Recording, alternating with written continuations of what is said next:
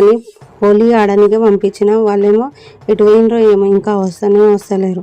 పిల్లలంటే రావట్లేదు, కానీ నేను ఎటు పోయిండ్రో ఏమో. మరి మా ఆయనకి చెప్పిన అన్నట్టు, నేను పక్కింటికి పోయి డబ్బా తీసుకురా, మొన్న నేను కూర పెట్టించిన, అది తీసుకొని రా అని చెప్పి పంపిస్తే ఆయన కొత్త డబ్బా తీసుకొని వచ్చిండు.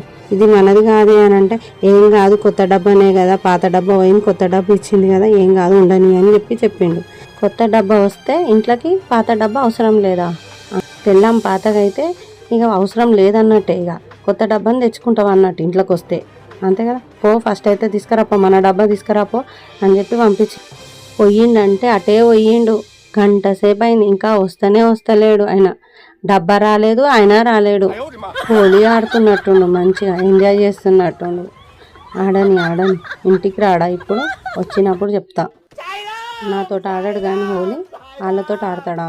ఆకలి అయితే ఎక్కడికి పోతాడు? ఇక్కడికే కదా వచ్చేది. వస్తాడు చూడు ఇప్పుడు. నేను ఆడతా హోలీ ఆయనతోటి ఇక.